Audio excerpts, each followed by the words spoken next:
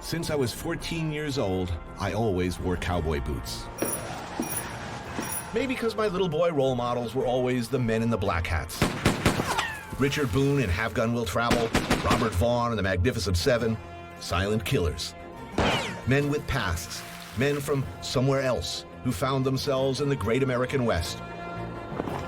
A place where reinvention, a new life, was always possible. As long as you were willing to kill for it.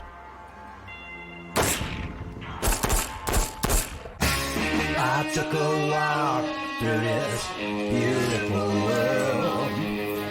Felt the cool rain on my shoulder.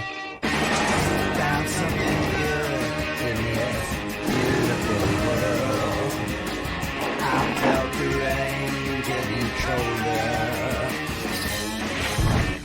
Sha-la-la-la-la, sha-la-la-la-la-la, sha-la-la-la-la, sha-la-la-la-la-la.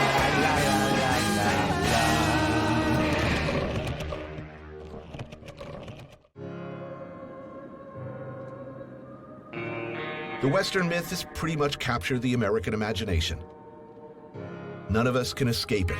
For ages, we identified ourselves with the image of the lone cowboy, the perception of frontier values, self-sufficiency, rugged individualism, the freedom of wide-open spaces.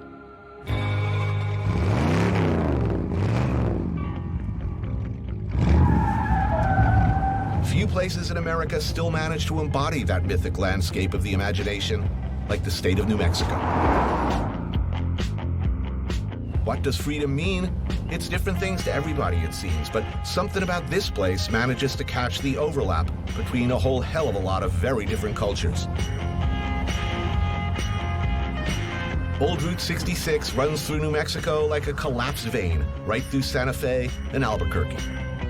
It must have seemed like magic once. Families loaded into massive chrome and steel chariots with powerful V8 engines and took off down that blacktop highway. They slept in whimsical motor lodges and bungalows, swam in kidney-shaped pools. Then it all went redundant. Route 66 was decommissioned, chopped up, largely forgotten, except by desperate and lazy travel show hosts. Does anyone else on CNN do this, like drive around like 10, 15 at night looking for tacos? Yeah, probably. I'll say this, the Strip takes on a much more interesting look at night. You can imagine Dennis Hopper huffing nitrous and dismembering somebody over an unrolled tarp in any one of those sinister-looking motel rooms. Cool. Well, hopefully the tacos first, because after you do the meth, you really aren't going to want to eat. In ancient times, early drivers would hang the testicles of their enemies on their rearview mirrors. Best case scenario around here, in my humble opinion, taco truck, of which there are quite a few. Parking lot, the smell of mystery parts on a griddle, yes. Could I have one asada, one pastor, and one lengua, please? Knowing my love of all things Mexican, you might expect me to be eating tacos for the next hour. Got to adopt the wide stance. Damn you, taco spillage. Come for the vistas, stay for the tacos.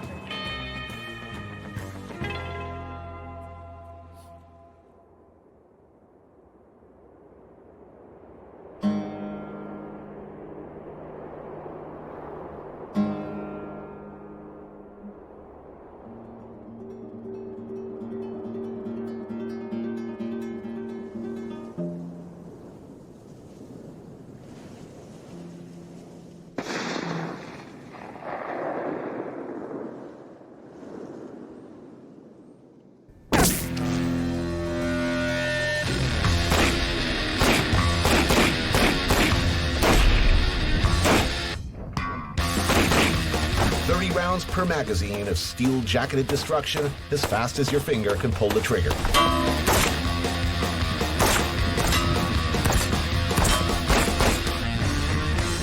You might well ask yourself, why the hell would anybody need a weapon like this? There we go.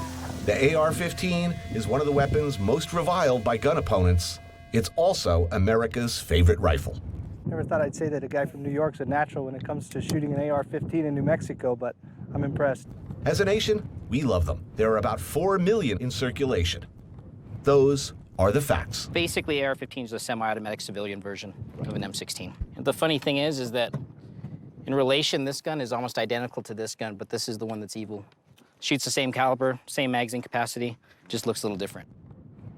I'm an East Coast guy. I'm a New Yorker. But culturally, I come from a place where a glimpse of a weapon on somebody at a bar in the street, it is reason for panic. Here and in much of America, in between New York and LA, you walk into a bar and you see somebody with a weapon. It's like, you know, that's my neighbor. You know, maybe he's going hunting. Maybe he's who knows? Most people you know own guns. Everybody I know. Everybody. Everybody. I had a rifle before I had a baseball bat. Meet Jesse, Bill, Bo, and Daniel. Pretty much who we are talking about when we see the latest stats on gun purchases in America and shake our heads uncomprehendingly.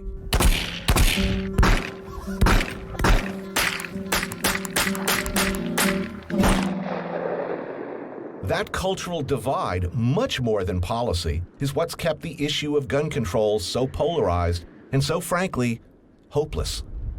He had a gun before he had a baseball bat. I'm in the same situation. I was shooting a BB gun when I was 5 years old, and I knew at that time it wasn't a toy, it was a weapon, and I was very well educated by my father on the responsible use of that piece of equipment, and that's what's critical to me. I shoot all the time, and I'm always trying to shoot better than I did last week. It's relaxing, you're out with friends, it's fun. There's a dark little genie in all of us, I think, that wants to pick up a gun, point it at something, and blast away. This is a new Springfield Arm 9mm with a 19-round clip. You know the reasons I like guns. I don't own a gun, but I like holding them. I like shooting them. The Glock 22, it's chambered in a .40 caliber. There is something compelling, an eerie rush, an unholy sense of empowerment feeling the warm glow of these heavy, iconic shapes in your hands. Get off my lawn, you kids. That's a .357 Magnum. It's an 8-shot revolver. Bigger kick on this guy, yeah? A little bit. You just can't help silently mouthing, "Make my day," or "Feeling lucky, punk." Every time they just get in the way. You do this all day. Whatever your opinion on the subject, fact is, gun culture runs deep in this country. This one I grew up with, yeah.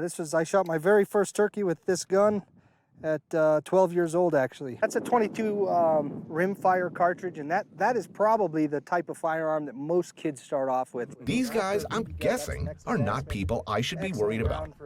They are nice and exceedingly patient with the city boy who wants to play with their guns. That there's a .338 Winchester Magnum. That's a big cartridge, heavy bullet, kind of for very large game like elk. There's a target up on that hillside. Can you see it? Now watch Mr. New York City liberal shoot that target out there from 244 windswept yards. Oh, wow. Now, am I accounting for windage, dropping, and wind distant? What? Yeah, you want to aim 13 millimeters to the left, 4 millimeters high, and you'll hit dead center. Left? No, hold right on. I'm just giving hold you right on? I was just making a joke. Taking advantage of the city boy.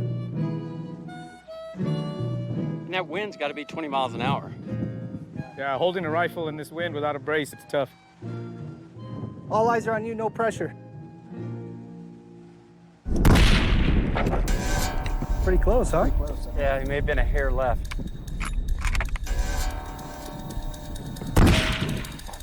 Just a little high that time, I think.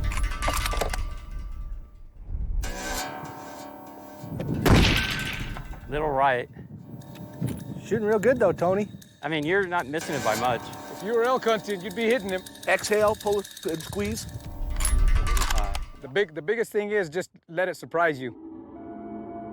Because you're pulling the trigger, squeeze it slow, and every time it goes off, it should surprise you. That way you don't flinch.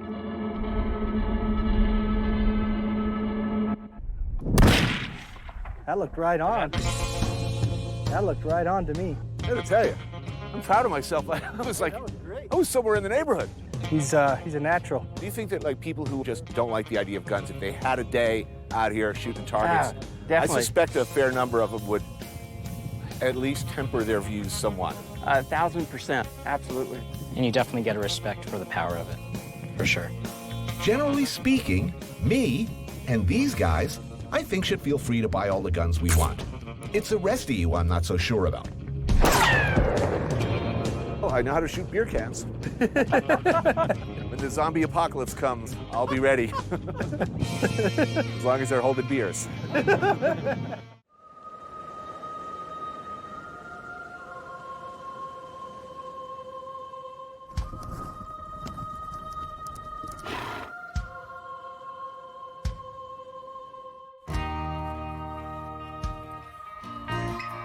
So when I grew up, when I was a kid, I played Cowboys and Indians. The cowboy myth had such a grip on American self-identity. I remember playing Cowboys and Indians. It was just part of the culture. You looked up to John Wayne, Steve McQueen. My kid, 12 years old, wouldn't even think about cowboys. This is David Manzanares. His family has lived here for generations, tracing their roots all the way back to the Spanish conquistador. Those cliff walls out there, Tony, are like 160 million years old, and the ones on the bottom about 220. And they're all the way back to the Triassic area. And this is Ghost Ranch, next door to David's spread. This is the area where Georgia O'Keeffe spent the last and most productive decades of her life. Now you've walked into her painting. But this is what she called my country. It wasn't until I was in my early 20s that I even knew who Georgia O'Keeffe was. Really? Grew up with her being like a grandmother. It took me going out to LA and going into a gallery out there. I saw these paintings and like an idiot, I said, why do you got pictures of my house? And she said, please, take a step back. That's Georgia O'Keeffe's. It's just gonna get prettier. It's just gonna get prettier. One of O'Keeffe's biographers infamously described this landscape, which had so captivated the artist, as garish, vulgar, and in poor taste, which if you look around is pretty hard to comprehend. This is such the other side of the universe for somebody who lives like I do. People who live in cities for whom a backyard this big is inconceivable. The idea that there's a certain type of personality who's drawn towards open spaces like this. This country, it either embraces you or within a year it spits you out.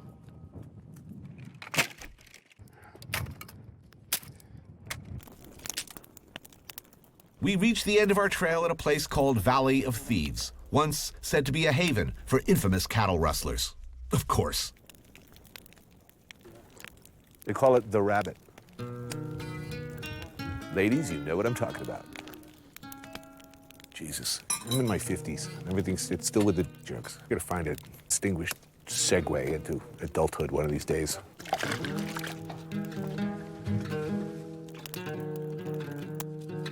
Three generations of Manzanares are here with me this evening. Herman, David, and Max. We'll do our best to put together a little meal. Anybody want some coffee? Yeah, I'll take some of that. Cream, anybody? Nah, who am I kidding? I'm a city boy. I need a cream. Need some cream? Yeah. Trying to get all Jack Palance here. Come on. Who am I kidding? We're also joined by Dan Flores, respected authority, professor of history, author of the book Horizontal Yellow, Nature and History in the Near Southwest. How Spanish is New Mexico still? I mean, how powerful are the echoes from Spain? Spain was in control of New Mexico for far longer than Mexico was. Well, I think a lot of these New Mexican families are 10 generation and 11 generation. When they look back on themselves, they think of themselves as Spanish.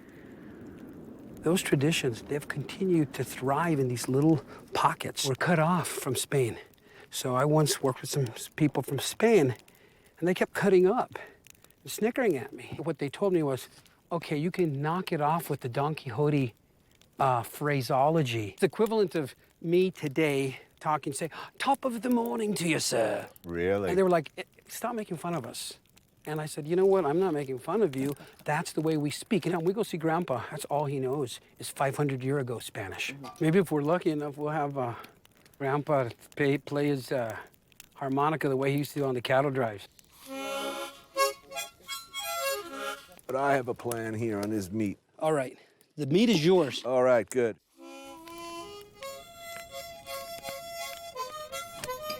Just call me Cookie. Some cubed local beef, glowing hot coals, cast iron pan.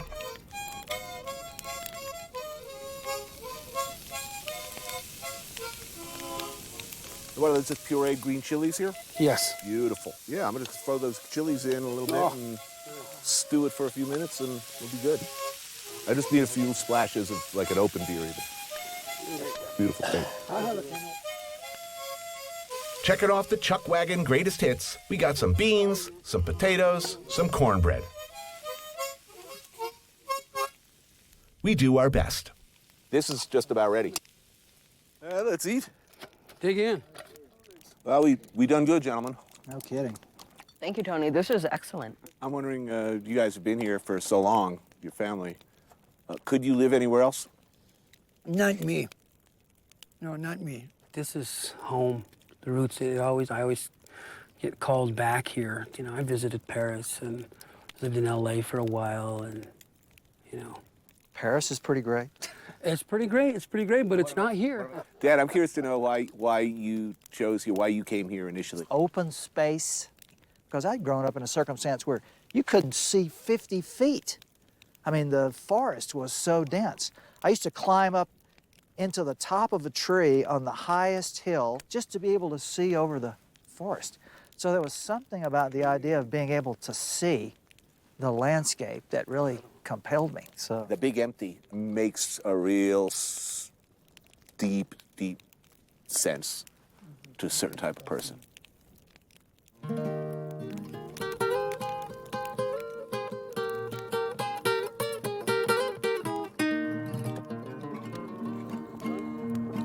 De colores se visten los campos en la primavera. De colores son los pajaritos que vienen de afuera.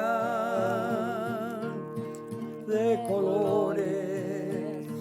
colores es el arcoíris que vemos lucir. Y por eso los grandes amores de muchos colores me gustan a mí. Y por eso los grandes amores de muchos colores me gustan a mí.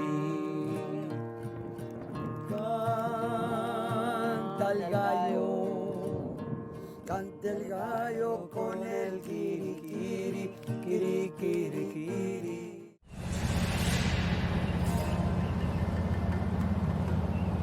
Since before 1598, when Santa Fe was established as a province of New Spain, grizzled frontiersmen and hardy pioneers have come to this unforgiving landscape to eke out a difficult existence.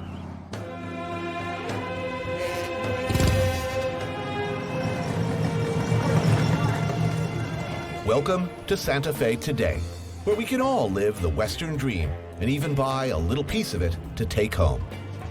You gotta love it. We pretty much eradicate the Native American culture, and now in newer, more politically correct times, we decide we love Indians and all things Native American. And we're kind of, but not really sorry. And how much is that bric-a-brac? But that's not all. The New West is inclusive. Welcome to Santa Fe. You got your whole spectrum of New Age crystal types seeking spiritual purity and intensity in the harsh yet beautiful landscape. It's the last place in the U.S. you can wear buckskin and fringe without irony, while holding a Buddhist blanket.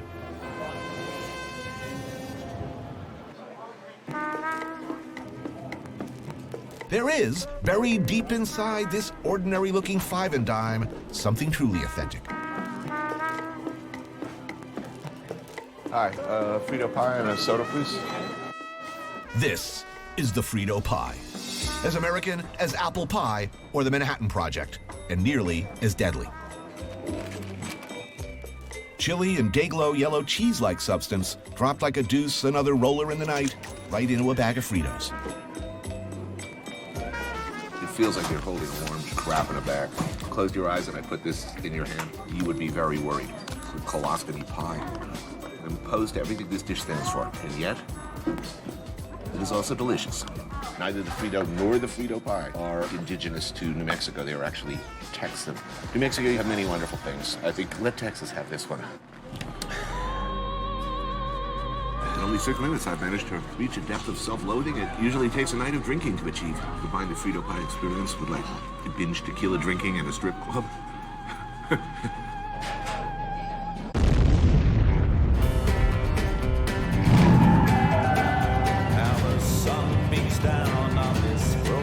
A warm, spreading glow fills my belly as I set out once more in my mighty Ford Galaxy. Yet I am also depressed. Frito Pie. I smell metaphor. Speaking of explosive diarrhea, did you know that the first ever atomic bomb was exploded in 1945 in the desert of New Mexico? Sushi bars, galleries, Reiki massage studios. Crystals? We got them. I think I need to adjust my beds or something because I just see dark portents in all of this. Well, there are a lot of dark portents. All I've had today is Frito Pie. This food will lighten you up, I guarantee you. Horseman's Haven Cafe sits next to a gas station and is about as far away from the plaza as you can get without leaving the Santa Fe city limits. It has a special feel of chilies grown specifically for this restaurant and nowhere else. I meet back up with Dan Flores for a little historical perspective over some of Santa Fe's most beloved New Mexican fare. I've known people who have journeyed 300 and 400 miles to come and eat at Horseman's Haven. Enchilada with carne adobada. Cubed pork in red New Mexican chili sauce with beans and rice. Gotta have that. Some pozole, a stew made from soaked hominy and pork. And sopapilla, a fried bread like a spoon bread or a Johnny cake.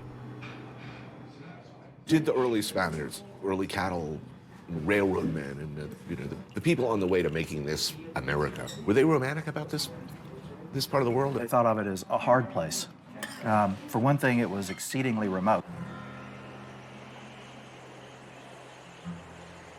When you were here, this seemed like one of the farthest reaches of the globe. I mean, initially, Americans began coming here because they perceived that Santa Fe was so remote from the rest of the Spanish Empire that it was possible for the United States to pluck it. I don't think anybody becomes romantic about it probably until the Taos painters arrive. Starting a long-running tradition of artistic pilgrimages to catch the spiritual groove. Every kind of utopian dreamer, eccentric, new ager, they all came here in search of whatever. Chilies. Chili. All right. Thank you very much. Level 3. That's level 3? Yes, sir. All right. Okay. We will be careful, indeed. New Mexican chilies come in 2 varieties, red or green. That's by the way, the state question in New Mexico. Red or green. Red or green. Ordinarily, I like green. It's like Yankees or Mets. You gotta pick one. This green, however, is not ordinary green. My face is burning off. This ain't normal. Oh God, this hurts. I'm gonna join you. Fate lies right here. DEFCON 1, 2, 3. It's a slow roll, too. First you think it's gonna be okay, then it's not. There's nothing to do but wait it out. I believe they use these same peppers in pepper spray. For repelling grizzly bears, if that tells you anything. Yeah. Shot glass of that would put you in the hospital. No kidding. Everybody in the restaurant seems so calm. Maybe they're not eating this. They're all just trying to muffle their screams. History, they say, belongs to the victors. And here where the myth of the American West took root, where so much romantic lore began, history was being rewritten almost as soon as it happened. This was never the big empty. As Dan Flores writes, the idea of a wilderness is itself a cultural construct. As early as 1539, when Marcos de Niza, a Franciscan friar, reported sighting from a distance what he called the 7 cities of Cibola, these were interpreted as tantalizing outposts of wealth, possible cities of gold. Coronado, the famous Spanish conquistador, quickly dispatched an expedition. And there were indeed cities.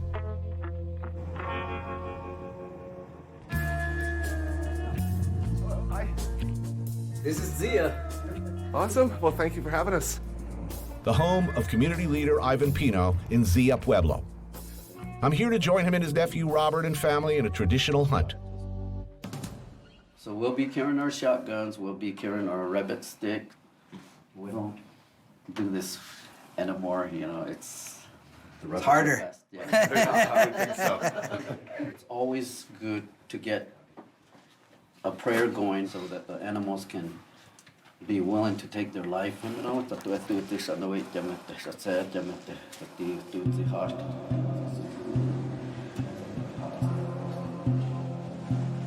The Pueblo, who lived here continuously since around 1250 AD, had long before the Spanish or anyone else arrived, a highly organized society. They built multi-level adobe apartment blocks. They farmed the land, irrigated crops using intricate water diversion systems. All this in what sure as hell looked like a harsh and unforgiving land.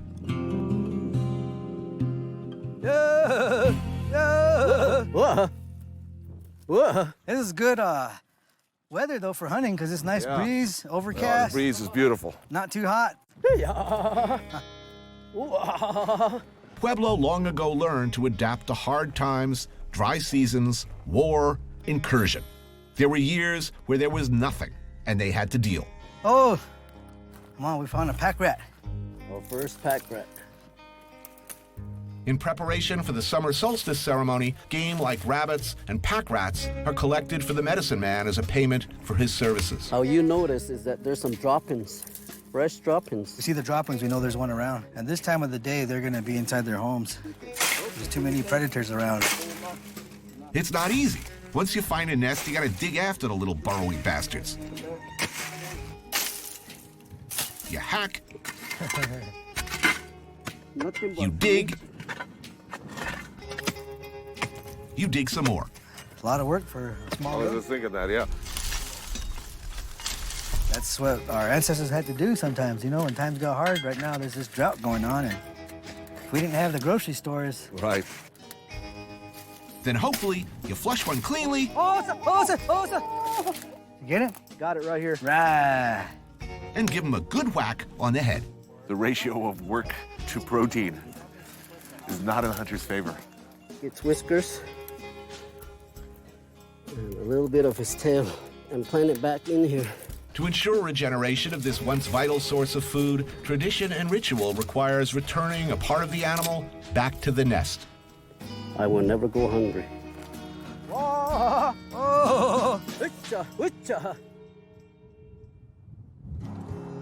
Going for pack rats is really an homage and an acknowledgement of an important earlier time when that was all there was. A 25-year great drought.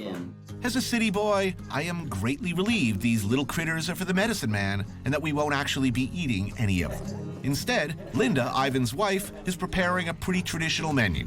Nothing is wasted when a big game is brought home. You know, we dry up and dehydrate the bone. Deer bone stew, red chili stew cooked with dried elk and potatoes, pinto beans with chicos, that's roasted dried corn, and tortillas. And of course, more chiles. We call this dish push around chili because gather and push around. Push around till you see the one you want. Yeah. The chilies in the state are magical. They're Zia chilies, not hatch chilies. Yeah. Ah. And the seeds have been passed down from generation to generation and stay within the families. What percentage of young people leave and don't come back?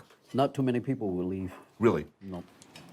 There people will leave, but eventually there's this yearning inside you that you want to go home, you want to learn your culture, you want to, be a part of everything. It would be an understatement to say that the first Europeans who came into contact with Indians, the effect was destructive to the culture. And given that history, how American do you feel? This village is unique in that we can easily just, ignore everything that happens out there and just keep to ourselves here. And we do that sometimes. We close the road and we take care of our own business here. But it really varies by individual and maybe even by generation. We have a veteran that all served in the armed forces. Big tradition of serving in the military. Yes. Yeah. We continue to be outdoorsmen, and we are survivors. I've dealt with the elements of the dust, the rain, the hail, but it made a better person out of me. We are who we are. We're still gonna be here.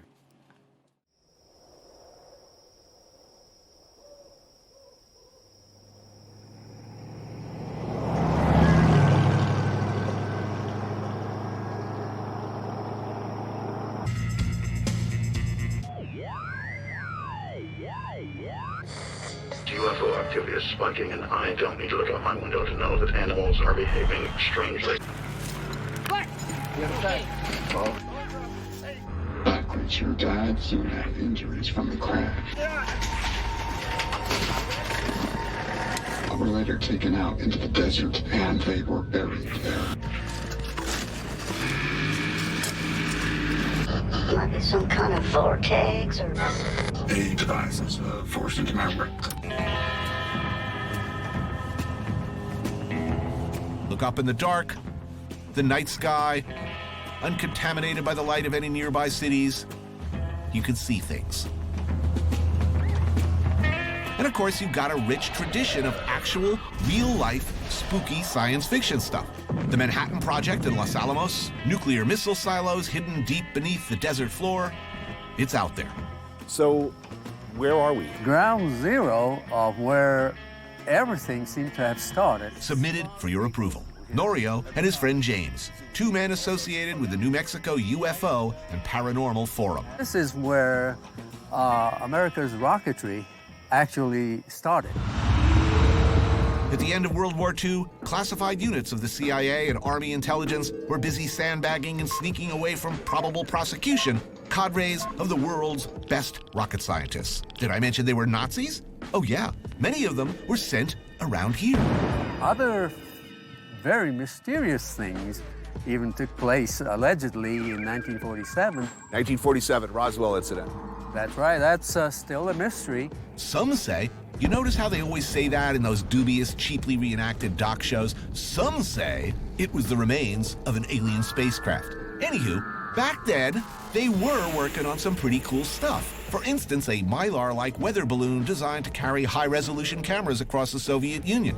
When they got way up in the atmosphere, they'd pancake out like a flying saucer. Might that explain the excessive zeal and mysterious behaviors? I mean, if one of these things crashed in the desert, you can well understand that a whole bunch of sinister-looking bodies would show up and start telling people never speak of this incident. And you know, it's hard to say, but any military could create a cover story for anything. Any possibility of like cyborgs or aliens? Good question. I've heard that there is, and then I've heard there isn't. We're taking you to a place, an undisclosed location, right. What's known as Albuquerque's own Area 51. There will be no probing involved, you know, because every time there's like alien stuff, there's always probing, always with the probing. Well, I don't understand. It's like, if they've been coming here for years, haven't they done enough probing? Well, if we were those from like Ghost Adventures, we'd be really playing this up. Some say that this area was used for sinister experiments, German-speaking cyborgs. We need to find some crackpot scientician. This is even better than Area 51. This is like Area 61. Area 61 turns out to be a fenced-off view of essentially Kirkland Air Force Base. The leading edge, military research, development, and testing. At night, there's a lot of lights. It's a huge complex. Fact is, there was, and still is, some pretty cool stuff being tested out there in the desert. Maybe for DARPA, or NSA, or the Air Force. Who knows? Do you think there are alien? Do you think there are other life forms among us or who visited this planet? Yes, I do. What do you think? Well, personally, I have a different opinion. This whole alien concept is a cover story in order to conceal certain kind of projects. But I could be wrong. But I try to be a realist, but I'm open to anything. What is for certain, and has been authentically documented on film, is that somewhere out there, among the silos, underground cities, supposed nuclear waste dumps, and alien burial grounds, there is a large animal and a hole in the ground. What strange beast, even now, is being loaded into a grave-sized pit in the desert for me?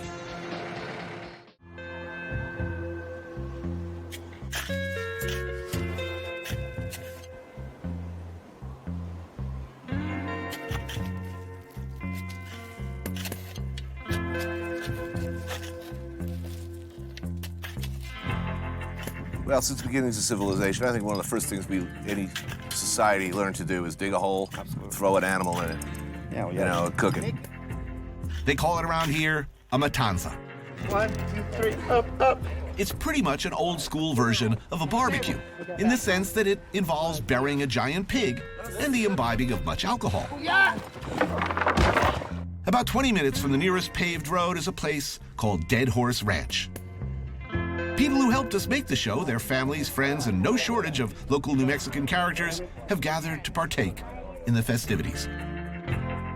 There is beer here, plenty of it, local and delicious, and abundant. Did I say that? Tony, need another drink? There are very tasty and lethal, as it turns out, margaritas. And I believe, to the best of my recollection anyway, that I soon made the classic error of moving from margaritas to actual shots of straight tequila. It does make it easier to meet new people. Let me ask you, why is it that any time an alien visits, like America, there's always anal penetration involved? I'd never heard it before. Really? Ever. No, am I new to that? But the pig. What about that body in the desert? Some say the tradition of the matanza dates back to Moorish times, when the eating of pig had to be clandestine. But a bit of history we can verify, this pig's been cooked slow over hot coals for the last 17 hours. I caught a peek of its ass. It looks delicious. Frank here, he knows. He runs Pancho's Barbecue in Albuquerque. Let's start sticking it apart, I guess. Time to get slicey. I step in to help Frank break my piggy friend down into his constituent parts. Beautiful. First, off go to legs, what you'd call your fresh ham. Then your forequarter, your shoulders and whatnot. The loin and rib section, your pork belly. Nothing goes to waste. All right, now Mr. Head. All those pig parts sent down the line to Harold, who's been using them for a veritable rainbow of New Mexican specialties.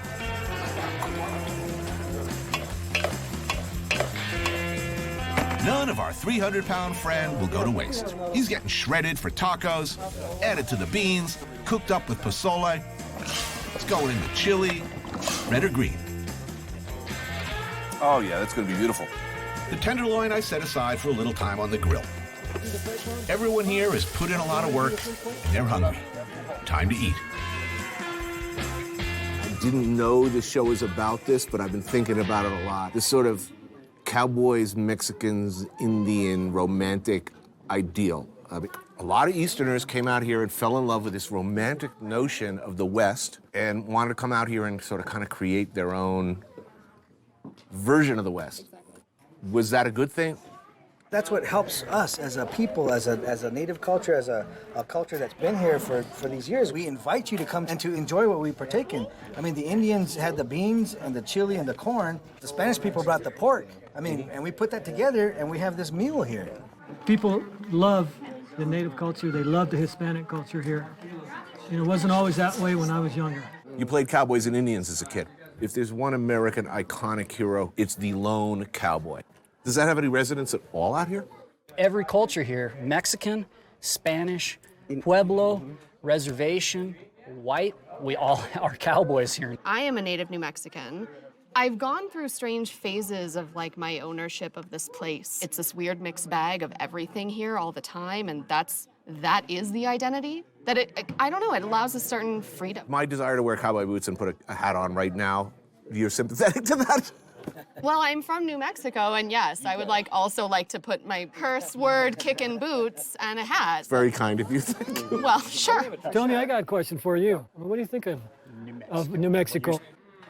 Kind of, what are your thoughts? I'm going to try to boil it down to a simple statement. If you're an Easterner and you come out to New Mexico, you start to see metaphors in everything. But actually, if you were to stretch a little bit, you could say that New Mexico is a perfect metaphor for America. It is a total mutation. It's got Spanish, Mexican, original American, and add a tinge of radioactivity. This is what America really is. To one degree or another, we are an immigrant culture. We are a gun culture. The expression of American power and identity has always been the lone cowboy with a gun. That goes deep. This is the heart of the American dream. Love it or hate it, this is it. Bye, bro.